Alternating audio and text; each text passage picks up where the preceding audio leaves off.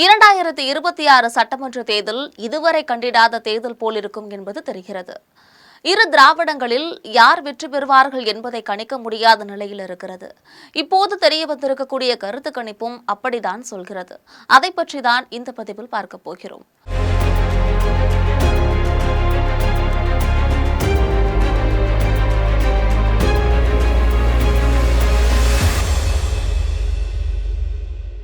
விறுவிறுவென வேகமெடுத்து விட்டது தேர்தல் ரேஸ். உள்ளே வெளியே என போக்கு காட்டிக் கொண்டிருந்த கூட்டணி கட்சிகள் ஓரளவுக்கு தெளிவாகிவிட்ட நிலையில் திமுக, அதிமுக இருதரப்பும் மூச்சிறைக்க வெற்றியை நோக்கி ஓடிக்கொண்டிருக்கிறது. வெற்றி கோட்டை எட்டி பிடிப்பதில் இவர்களுக்கு இடையே உள்ள வாக்கு சதவிகிதம் வெறும் 2.5 மட்டுமே என்பதுதான் சமீபத்திய சர்ப்ரைஸ். இந்த வாக்கு வித்தியாசத்தை ஈடுகட்டவும் வெற்றியை உறுதி செய்திடவும் கேம் சேஞ்சர்களை சரிகட்டி எப்படியாவது கூட்டணியை பலப்படுத்திட இரு கட்சிகளும் மேற்கொண்டு வரும் சாமதான பேததண்ட முயற்சிகள்தான் இப்போதைய சூழல்ல சூடான பொலிட்டிக்கல் பொடிமாஸ்.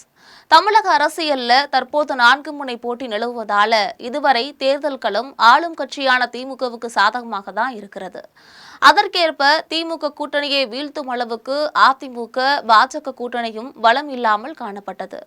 இந்த நிலையில தான் பாஜக எடுத்த தீவிர முயற்சிகள் தான் அன்புமணி மற்றும் டிடிவி ஆகியோர் கூட்டணியில் இணைந்தனர். இதையடுத்து வலுவான கூட்டணியாக உருமாறவே திமுக தரப்புல லேசான பதற்றம் ஏற்படுவதாக சொல்லப்படுகிறது. சமீபத்தில் வாக்காளர்கள் மத்தியில் திமுக கூட்டணி மற்றும் அதிமுக கூட்டணிகளோட வாக்கு வங்கி குறித்து ஆளும் தரப்புல ஓர் ஆய்வு நடத்தப்பட்டிருக்கிறது. இதுல திமுகவுக்கு டஃப் கொடுக்கக்கூடிய அளவுக்கு அதிமுக கூட்டணி தயாராகி இருப்பதாக தகவல்கள் வெளியாகி இருக்கிறது.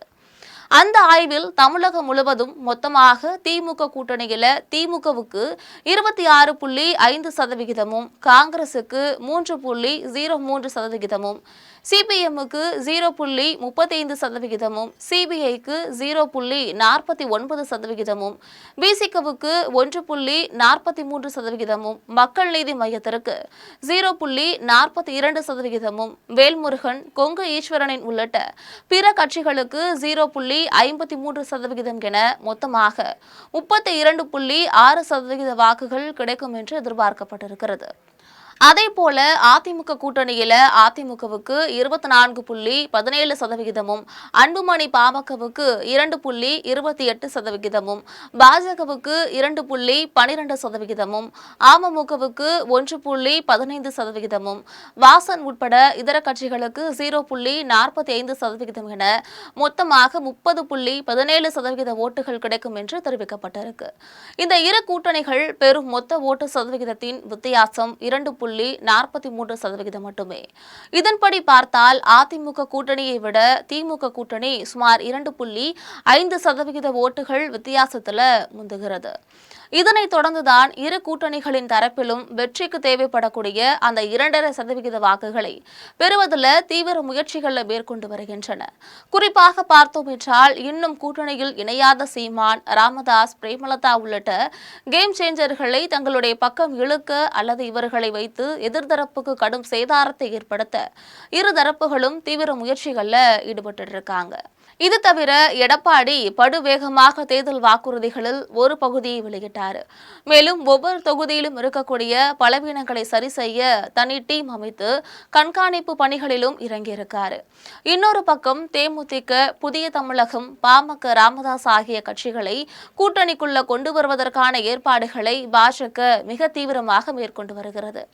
இப்படியாக பாஜகவின் முயற்சிகள் பலித்தால் அதிமுக கூட்டணியை அசைத்து பார்ப்பது திமுக கூட்டணிக்கு கஷ்டம். இது தவிர எடப்பாடி படுவேகமாக தேர்தல் வாக்குறுதிகளில் ஒரு பகுதியை வெளியிட்டார். மேலும் ஒவ்வொரு தொகுதியிலும் இருக்கக்கூடிய பலவீனங்களை சரி செய்ய தனி டீம் அமைத்து கண்காணிப்பு பணிகளிலும் இறங்கியிருக்காரு. இன்னொரு பக்கம் தேமுதிக, புதிய தமிழகம், பாமக, ராமதாஸ் ஆகிய கட்சிகளை கூட்டணிக்குள்ள கொண்டு வருவதற்கான ஏற்பாடுகளை பாஜக மிக தீவிரமாக மேற்கொண்டு வருகிறது. இப்படியாக பாஜகவின் முயற்சிகள் பலித்தால் அதிமுக கூட்டணியை அசைத்து பார்ப்பது திமுக திமுக கூட்டணிக்கு கஷ்டம். வெற்றி வாய்ப்பும் கை நழுவ வாய்ப்பு இருக்கிறது என்பதனை உணர்ந்து வைத்திருக்கிறது திமுக. ஆகவே அதிமுக கூட்டணியை பலவீனப்படுத்தக்கூடிய முயற்சியில வரிந்து கட்டி இறங்கி இருக்கிறது திமுக.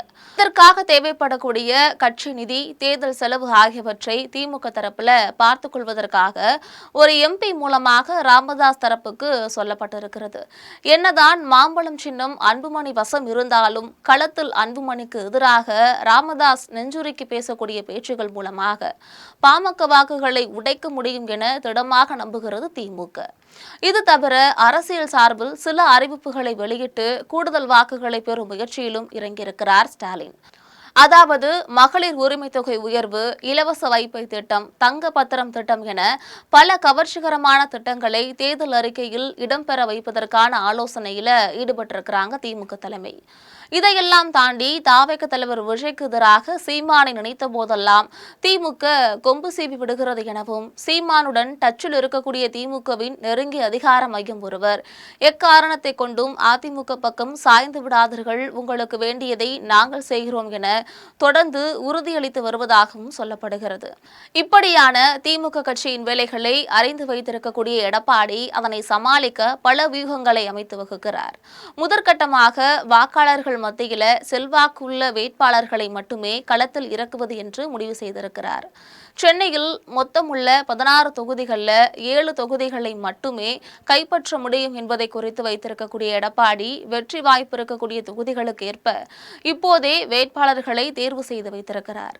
அதேபோல் வாக்கு வங்கிகளை பலப்படுத்த வட மாவட்டத்தை சேர்ந்த ஒரு மாஜி அமைச்சர் ஒருவர் மூலமாக பாமக நிறுவனர் ராமதாஸை சமாதானப்படுத்தக்கூடிய முயற்சியிலையும் இறங்கியிருக்கிறார். அந்த மாஜி ராமதாஸின் மகள் ஸ்ரீகாந்தியிடமும் சில ஆஃபர்களை பற்றி பேசி வருவதாக சொல்லப்படுகிறது.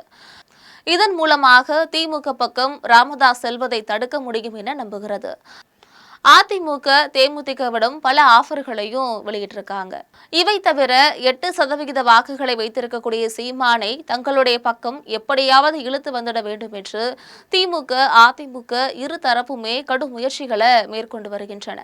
ஆனால் இதற்கெல்லாம் சீமான் அசைந்து கொடுப்பது போல் தெரியவில்லை.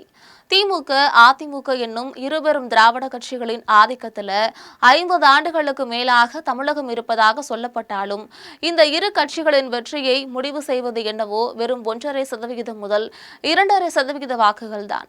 இதனாலதான் தேவைக்கேற்ப சின்ன சின்ன கட்சிகளை கூட வளைத்து போட்டு ஆட்சிக்கு வருவதில் 2 பிரதான திராவிட கட்சிகளும் ஆர்வம் காட்டி வருகிறது. இந்த முறை இவர்கள் நினைப்பது நடக்குமா என்பது எல்லாம் போக போக தெரிந்துவிடும். இவைகள் எல்லாமே வெற்றி தோல்வி கேம் சேஞ்சர்கள் கையில்தான் இருக்கிறது என்பது குறிப்பிடத்தக்கது.